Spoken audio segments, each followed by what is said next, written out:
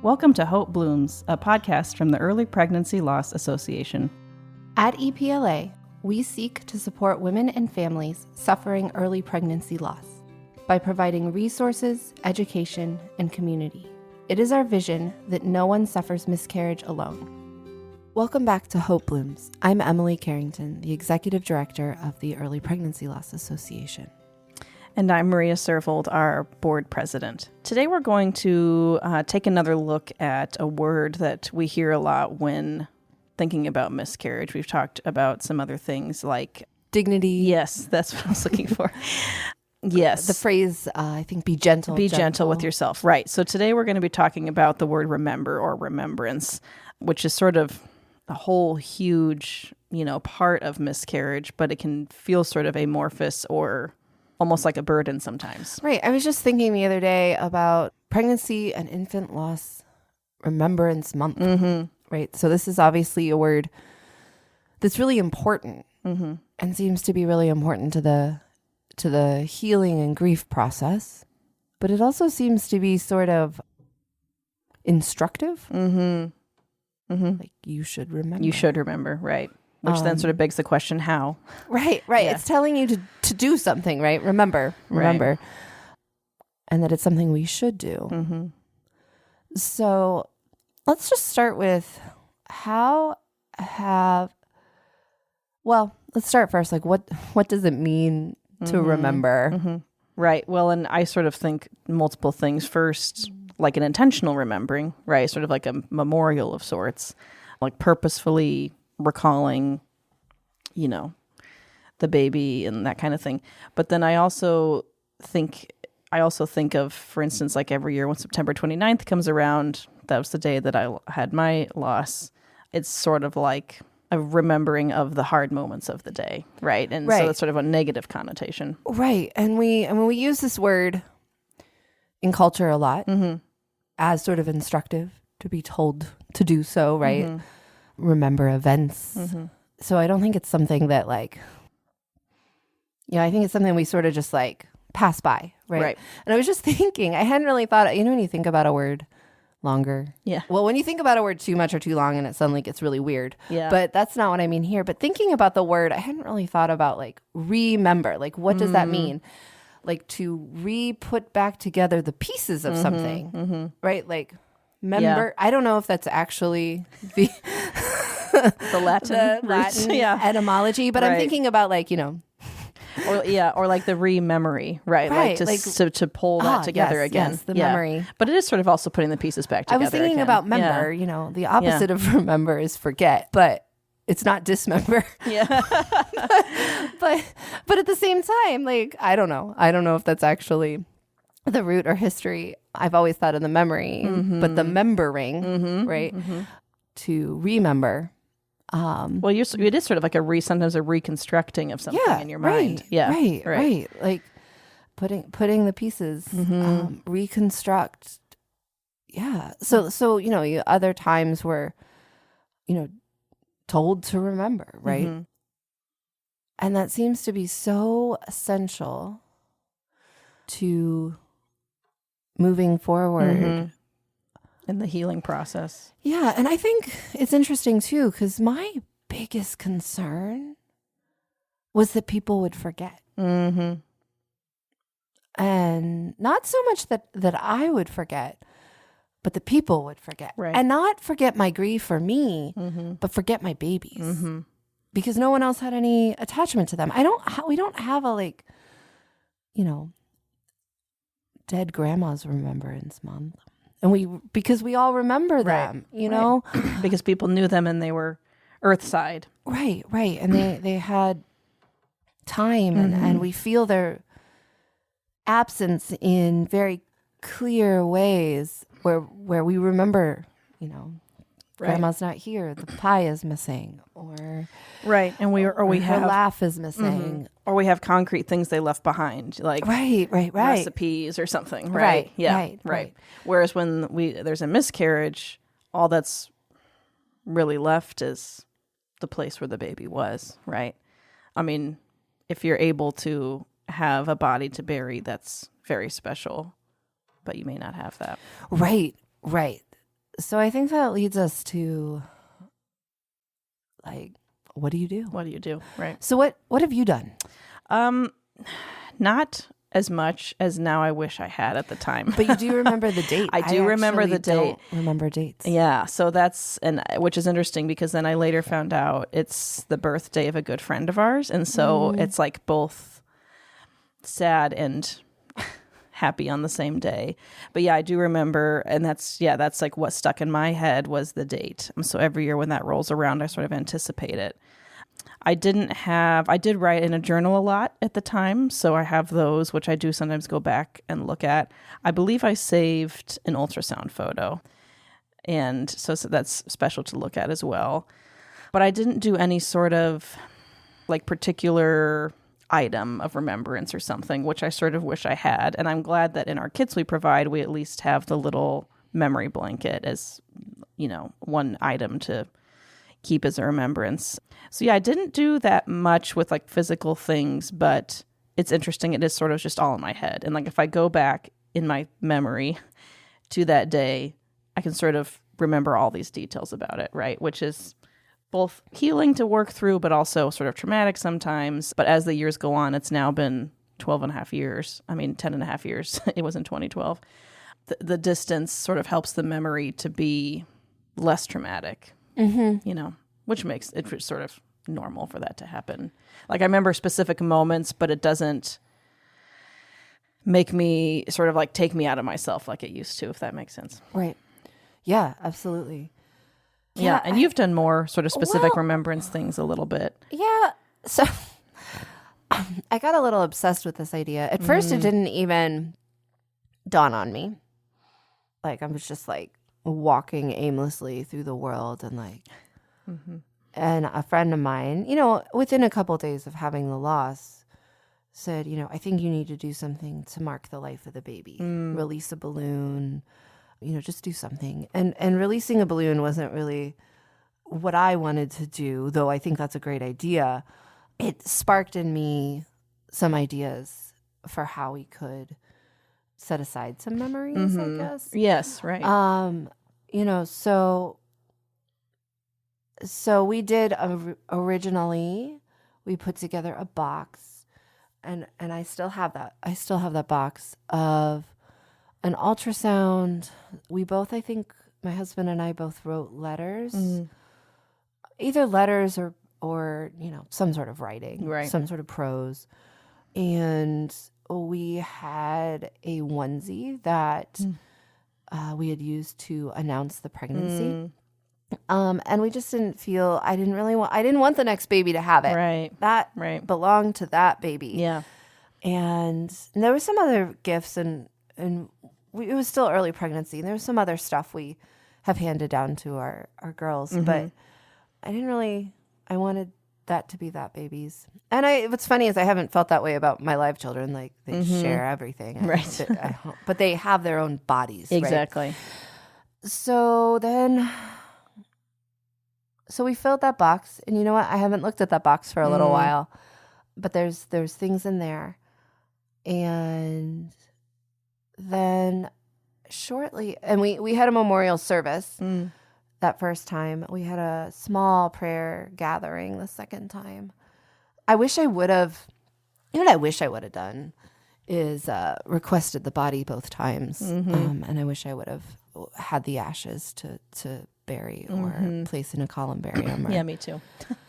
I didn't know. And would help with the memory, right? Like, because there's a physical place. Yep. So I wish I would have done something like that. I then had a plan, which this is sort of, and I can't even remember how this plan started, but it continues to live on, is to buy a single purple tulip. Purple was my favorite color, is my favorite color. I don't know why I chose the tulip. Purple also, I think, is great because it's both red or pink and blue. Right.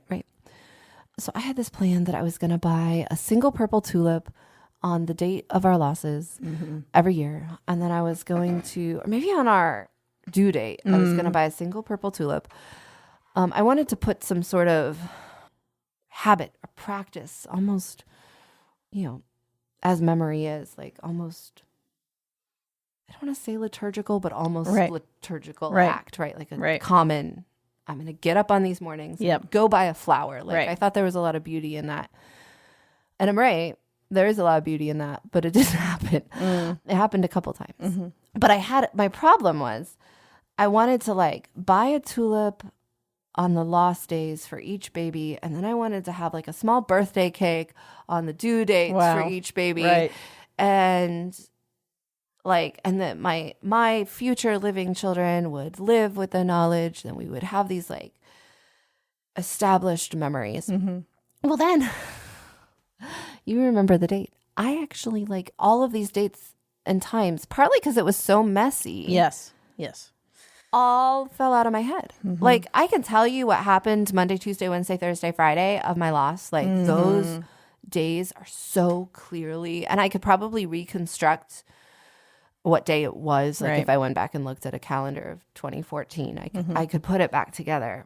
But what day do I recognize? The day we found out? The day the baby actually died, which we don't know. Right. The day we actually finished the DNC. Mm-hmm. And then my second loss, was it the day we had no heartbeat? Was it the day we had a bad ultrasound? Was it the confirmation ultrasound? Mm-hmm. Was it a day that the miscarriage started? Or was it the day that I passed the body 2 weeks later? Right. So all of a sudden, like, what is the anniversary of my loss? Right. And then, because I do not have a brain that remembers dates, I actually don't remember my due dates. Mm-hmm. I don't remember mine for that one either. And that first year, oh my gosh, did I remember my due dates, right? Like they were seared in my brain. My body remembered, my everything about me remembered. Mm-hmm. And it's interesting. I think it's possible people listening, say they had the same sort of thing where as time passes, they forget the due date or whatever, that they feel bad about that. Right. And we've, spent a whole episode talking about don't feel bad about how you feel after miscarriage. Because I think the memory, and what you remember and why and how can change over time, and that's okay. Right. Well, yeah. So I had all these plans, and they didn't really work. Except the purple tulip is now our logo. Right. And so that's isn't that really meaningful? Right. So like here, I'm like, oh, I don't know that I did a great job. And then I have this purple tulip I stare at every day. Mm-hmm. And I have this job that I do, and I have this work that I do. And I had all these plans to remember in certain ways, that I was going to go buy purple tulips, and that I was going to buy birthday cakes, and I haven't really done that. But every time I deliver a care kit, even if it isn't conscious, like I'm remembering my babies. Right. Because you're doing for someone else what was not done for you. Right. Yeah. Right. And that's such a, and they have a little purple tulip on them, and so as I sort of hand out purple tulips, right? Yeah. Like, it's such a way for their lives to live on and to impact and to love others. Yeah. And in our care kits, we offer sponsorships of those care kits. And as part of that, you, the giver, or we can fill out for you a little card. And one of the cards says in remembrance of, right? Yeah. So many people will donate a care kit in remembrance of their own loss or loss of someone they know, a friend's miscarriage. And so that's another way to help remember your own losses through a care kit sponsorship. Well, and that was so important to me. We've talked a lot about how we started EPLA and the idea of bill pay being that initial seed. And that is so true. But I think the simultaneous seed that happened that I'm just now remembering is that Christmas after my first 2 losses, I wanted to make a donation in memory of my babies. Right. And this was crazy to me. And for all you wonderful organizations that have been out there, I'm sorry I didn't find you. There were a lot of people working. But in the last 10 years, things have changed so much. And all those people who were working and sowing the seeds have grown so much. And we're so glad to find you. But I started doing research, and I'm just like Googling like miscarriage organizations. And I am having trouble finding any one single. And now there are, like I said, since then, there are so many wonderful groups of moms that provide things for the hospitals. There's, we have highlighted some other miscarriage organizations. But I was having trouble finding specific miscarriage organizations that I could make memorial donations to. Yes. And so I looked, I'm just Googling. I remember asking like my doula, do you know of any? And since then, like I said, so many have floated to the top, but I could not find a great way at that time to make a memorial donation. And I really wanted to do that. Right. And like I said, now there were some that I was missing, but there's some great organizations more now. Yeah. Right. So I love our care kit sponsors. Yep. That we can have that. And from the beginning, we've offered memorial donations. One of our first friends and family campaigns way back when, in like 2016, I think it was our first one. It was really important to me that that drive also included, it wasn't a care kit sponsor because we didn't have care kits yet, but memorial donations. Yes. And then donors received, and we still have these, donors received a special card noting, and then also parents could receive them. So a donor could make a donation and say that this is in memory of baby Carrington, and then also request that, like my husband and I receive the card to know that a donation had been made in memory of our baby. So those are important in good ways. But let's talk about some other, maybe some more physical and or personal. Or, So we've talked, I think it was in the Christmas episode, about another option is to make some sort of little Christmas ornament that you can put on the tree every year to remember. We have a board member who planted a tree in their yard. You could do something like that. Plant bulbs. We sell bulbs every year as a fundraiser, and it's sort of this great symbol of the new life coming every year, and that, so you plant those and every year they come back and remind you. We include, we give away to the seed packets in the miscarriage care kits of wildflowers or sunflowers and variety. Hoping that those can be some, new hope and remembrance. Right. There's actually, just so many, I keep coming across them like on social media and online, different small companies or groups that are making things to remember miscarried babies. I recently actually bought it's like a hand lettered, little poem it's called The Snowdrop, and it's about a little snowdrop that, blooms and goes away and no one notices, but it's a miscarriage remembrance thing. And I bought that for myself and hung it up on the wall, 10 years after, but for that baby. There's a great Instagram page called The Understanding Heart, and they do a really good job of sort of helping spread awareness about miscarriage, and they welcome people to sort of write and reflect on their page, their blog, about their losses, as do we. If you are interested in sharing your story on our blog, our Hope Blooms blog, you're welcome to reach out. And that's another good way to remember, is by telling the story. Well, and I think as you're talking, realizing remembering is sort of both doing and receiving any sort of ceremonial. And I don't just mean like an actual event, but any sort of like, sort of see, you can do something to remember. You can plant the flowers. You can write the poem. But then there's also like the receiving, right? Where you see the flowers, or where you buy the poem, or you read someone else's poetry. Right. And I think that's really important to both do and receive. Yep. And that they sometimes remembering is an act of doing something, and sometimes it's it's interesting too, because remembering, I think, has a lot of like mental connotations, right?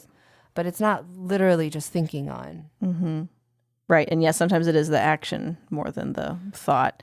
There's another great little company I came across called Evermore Blooms, and their idea is that you buy flowers for someone else who's had a loss, and it can be delivered on whatever day, right? So like the due date or the day of the loss or whatever, but it's sort of designed to be in remembrance of miscarried babies. And that's, for someone who, maybe if you haven't had your own loss, but you have had a friend who has, that's another great thing to offer.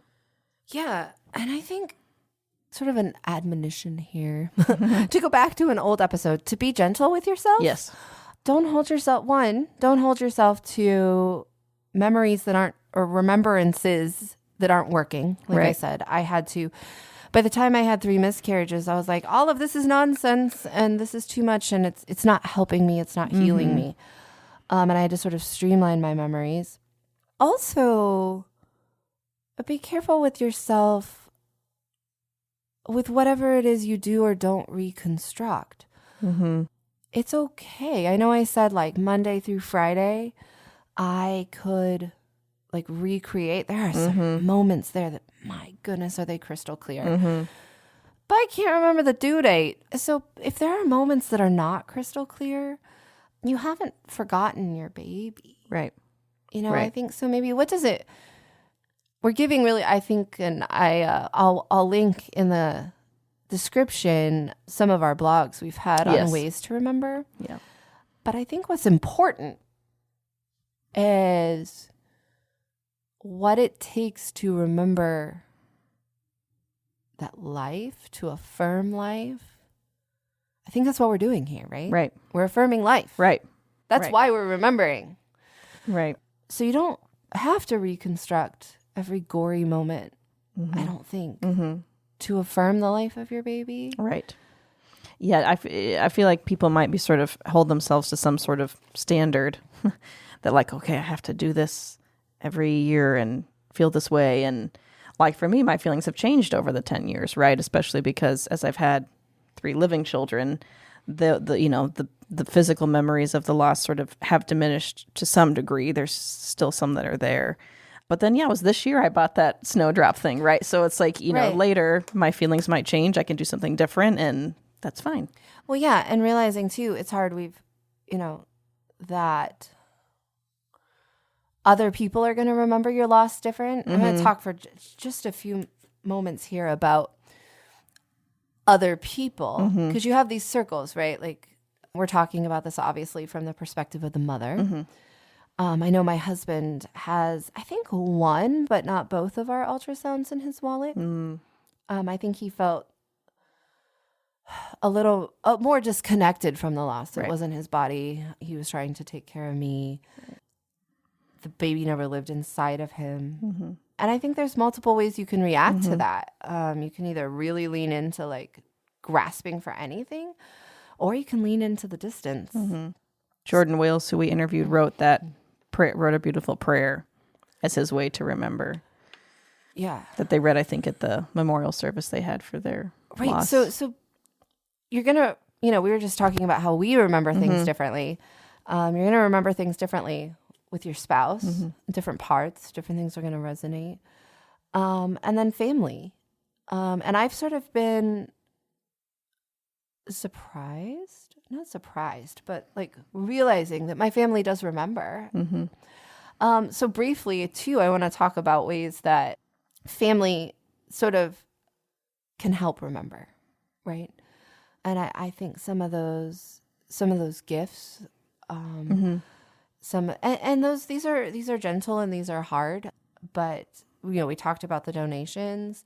Some of it's, this could be a whole other conversation, and we've had this conversation too. How can family help?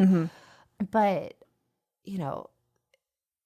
participating in the remembrances that the family has set up, and I've unfortunately heard, and if you've listened this far to this podcast, you are probably not one of those people. But if you are, I have unfortunately heard, others feeling sort of delegitimized in their remembrance. Should I bury the baby? Or, and I encourage you, if you're a support person or a family member, if they want to do a burial or they want to buy an ornament or they want to buy a flower on every date, help participate. Right. If they want to walk in the walk of remembrance, walk with them. Are some good ways that I think you can support people. Yeah. So, yeah.